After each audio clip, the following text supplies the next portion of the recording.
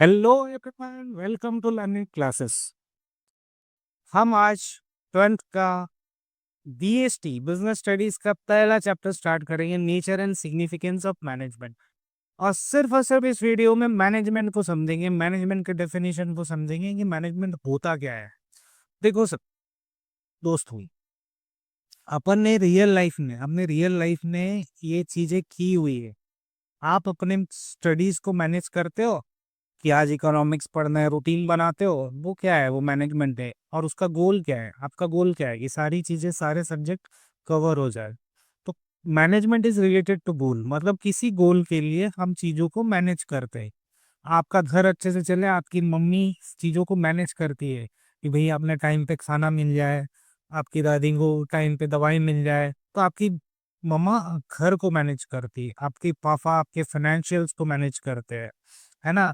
आप स्कूल में कभी मॉनिटर बनते हो तो गोल क्या रहता है कि क्लास को शांत रखना, ऑर्डर में रखना।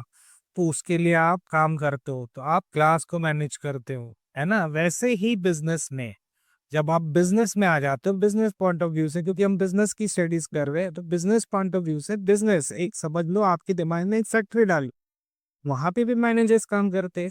उनका काम क्या रहता है, उनका काम रहता है, देखो यहाँ डेफिनेशन क्या दिए, effective and efficient utilization of human, financial and other resources. मतलब इफेक्टिव और इफिशिएंटली आपको ह्यूमन, फाइनेंशियल और अदर रिसोर्सेस को यूटिलाइज करना है, किस लिए, टू अचीव ऑर्गेनाइजेशनल गोल्स। अब ऑर्गेनाइजेशन की गोल्स क्या होते हैं, ऑर्गेनाइजेशन का गोल होता है उसको अच्छे से अच्छा प्रॉफिट हो और उसका ग्रोथ अच्छा हो। तो उसके लिए आपको आपके रिसोर्सेस को इफेक्टिवली एंड इफिशिएंटली यूटिलाइज करना है ना। तो इफेक्टिवनेस और इफिशिएंट ये दोनों शब्द आए हैं, अब वो क्या होते हैं देखते हैं अपन। इफेक्टिवनेस का मतलब क्या होता है, फिनिशिंग द गिवन टास्क और achieving the goal on time. मतलब कि आप टाइम पे काम कंप्लीट करवाना, ये एक मैनेजर का काम है। किससे करना, अपने रिसोर्सेस से। उसके रिसोर्सेस क्या है, आदमी जो उसके अंदर काम कर रहे हैं वो ह्यूमन रिसोर्सेस है, जो पैसा लगना है वो फाइनेंशियल रिसोर्सेस है ना। तो टाइम पे काम करना। अब सपोज समझ लो एक शादी है, अब आपने पंडाल वाले को अग्रीमेंट किया है कि ये पंडाल लगा देना, अगर वो टाइम पे ही नहीं लगा पाया और आज शादी है और कल तक पंडाल ही लग रहा है, तो फिर वैसा उसने अच्छे से मैनेज नहीं किया, यही बोला जाएगा ना। वो एक अच्छा मैनेजर नहीं हुआ। एक अच्छा मैनेजर कौन होता है, जो कि अपने गोल को, वो पंडाल लगने को टाइम पे पूरा कर दे, है ना। तो effectiveness is related to achieving the end result, और उसका मेन कंसिडरेशन रहता है कि गिवन टाइम पे हो जाए। Doing the right task is the main consideration of effectiveness. Right task को करना is the main consideration of effectiveness. Efficiency क्या होती है बच्चा, इफिशियंसी होती है ऑप्टिमम यूटिलाइजेशन ऑफ रिसोर्सेस। मतलब एक आदमी से अगर आपका आउटपुट निकालना है तो उसका ऑप्टिमम आउटपुट, जो मैच टू मैच आउटपुट वो दे सकता है, वैसा आपको उससे आउटपुट निकलवाना है। तो optimum utilization of resources with minimum cost, है ना। तो इफिशियंसी का क्या है कि कम खर्चे में ऑप्टिमम यूटिलाइजेशन ऑफ रिसोर्सेस हो जाए। पंडाल लगाओ, ठीक है, आपने बहुत अच्छा पंडाल लगाया, आपने टाइम पे भी लगाया, लेकिन आपने इतना महंगा कर दिया कि भैया शादी का खर्चा ही बढ़ गया। तो वैसा नहीं, चीप एंड बेस्ट काम करके देना है, बोलते हैं ना हम लोग।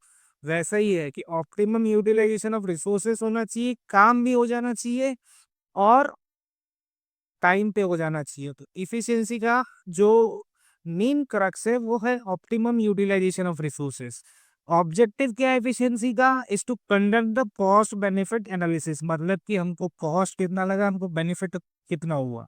अगर हमारा कॉस्ट ही बेनिफिट से बढ़ जा रहा है तो फिर हम इनइफेक्टिव इनइफिशियंट वे में काम कर रहे हैं, है ना। तो ये बोलता है doing the task in a right way, और वो क्या बोल रहा था, डूइंग द राइट टास्क। यहाँ देखिए डूइंग द राइट टास्क बोल रहा था वो, और ये क्या बोल रहा है, doing the task in a right way is the main consideration of efficiency. देखो इफिशियंसी एंड इफेक्टिवनेस होगा तभी, क्योंकि हमारा हमारा डेफिनेशन में भी दिया है, और एफिशिएंसी और इफेक्टिवनेस होगा, दोनों साथ चलेंगे तभी high and prosperity and profits to organization आएगा। और ऑर्गेनाइजेशन बना ही क्यों है, उसको प्रॉफिट कमाना है। बिजनेस ऑर्गेनाइजेशन क्यों आया है, वो खाली टाइम पास करने तो नहीं आया, उसको प्रॉफिट कमाना है। तो अगर इफिशिएंसी और इफेक्टिवनेस काम में नहीं होगा तो प्रॉफिट्स नहीं आएंगे।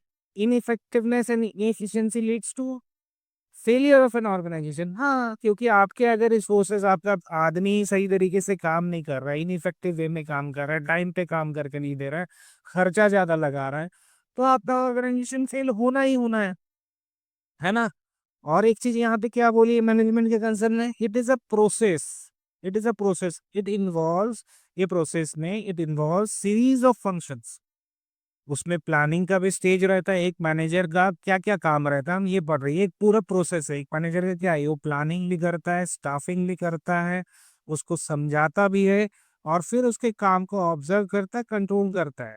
मतलब कि management is a continuous process, ये चलते ही रहता है। ऐसा नहीं कि मैंने से प्लान करके दे दिया अब तुम लोग एग्जीक्यूट करो, ऐसा नहीं। उसको एग्जीक्यूशन तक ऑब्जर्व करना, उस पे सही आदमी लगाना, ये सारा काम मैनेजमेंट का होता है। और भी कुछ कुछ डेफिनेशन है मैनेजमेंट के, वो पढ़ दे फटाफट। Management is the art of knowing exactly what you want from your men to do. वो बोल रहा है कि मैनेजमेंट एक आर्ट है। मैनेजमेंट एक आर्ट है, knowing exactly what you want from your men to do and then seeing that they do it in the best and cheapest way।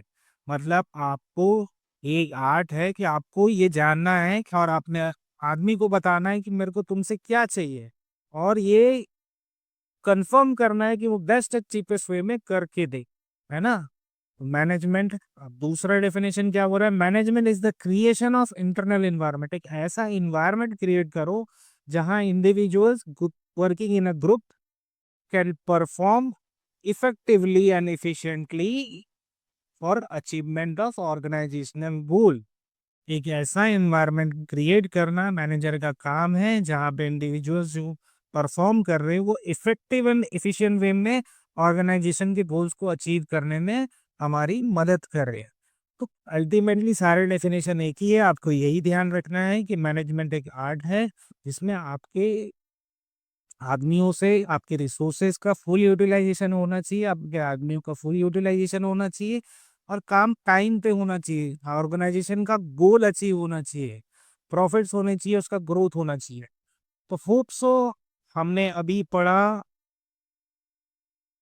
Management का डेफिनेशन, होप सो कि आपको ये समझ आया होगा और आपका कुछ ना कुछ वैल्यू एडिशन हमारे थ्रू हुआ होगा। अगर आपको वीडियो अच्छा लगा और आप हमसे ऑफलाइन मोड में भी पढ़ना चाहते हैं तो हम जमशेदपुर झारखंड में टाटा नगर में mount Carmel school Sonari area में लर्न इट क्लासेस के नाम से क्लासेस चलाते हैं। आप डेमो क्लास पे आ सकते हैं, आपको अच्छा लगा तो ज्वाइन करें, नहीं अच्छा लगा तो हमें बताएं, हम अपने आप को इम्प्रूव करेंगे, है ना। और इसके बाद वाली वीडियो में हम पढ़ेंगे इसके कैरेक्टरिस्टिक्स। Thank you.